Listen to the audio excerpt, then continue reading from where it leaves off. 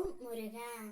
என் அன்பு பிள்ளையே, உன் துணையோடு நீ சேரும் நேரம் வந்தால் மட்டுமே இப்பதிவை உன்னால் கேட்க முடியும் பிள்ளையே. கூடிய விரைவில் உன் துணையுடன் உன்னை சேர்த்து வைப்பது என்னுடைய முக்கிய கடமை. உன்னை வாழ்க்கை முழுவதும் சந்தோஷமாக வைத்திருக்கும் படியான அன்பு என்னிடம் இருக்கின்றது. நீ என் அருளை நம்பி என்னை விட்டு ஒருபோதும் பிரியாமல் இருக்கும்படி நான் உன்னை என் கருணை கட்டுப்பாட்டில் வைத்து இருக்கின்றேன். அதனால் இந்த உலகில் யாருக்கும் உன்னை ஏமாற்றவோ உன் மனதை காயப்படுத்தவோ நான் அனுமதி தர மாட்டேன் பிள்ளையே. உன்னுடைய வாழ்க்கையில் வரும் தடைகளை நான் தடுத்துக் கொள்வேன். உன் போக்கில் நிம்மதியாகவும் சந்தோஷமாகவும் வாழ வைப்பேன். ஏனெனில் நான் உன் தந்தை, உன் காவலன்.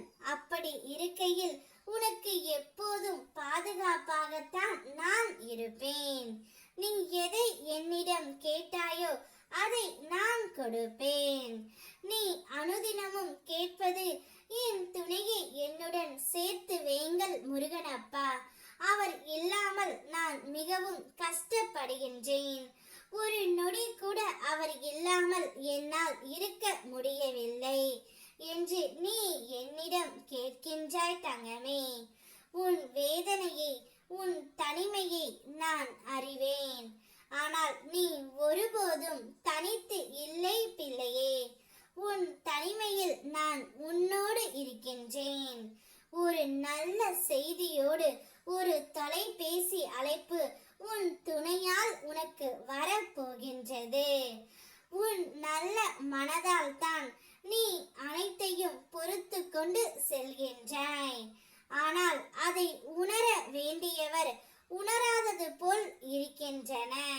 உன் நல்ல மனதிற்கு நீ எதிர்பார்த்த நன்மைகள் நடக்கும்.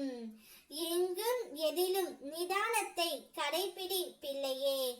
எதையும் நினைத்து வருத்தம் கொள்ளாதே.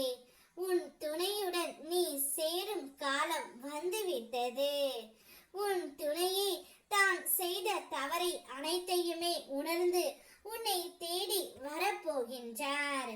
உன்னிடம் மன்னிப்பும் கேட்க போகின்றார். இத்தனை நாட்களாக கர்மாவின் சூழ்ச்சியால் நான் பல தவறுகள் செய்துவிட்டேன். இனி அவ்வாறு செய்யாமல் நாம் நிம்மதியாகவும் சந்தோஷமாகவும் இருக்க வேண்டும். இந்த வாழ்க்கையில் நமக்குள் இனி சண்டை வராமல் நாம் பார்த்து கொள்வோம் என்று உன்னுடைய துணை உன்னிடம் கூற போகின்றார் தங்கமே.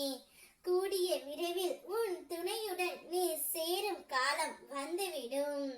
சந்தோஷமாக இரு. ஓம் முருகா.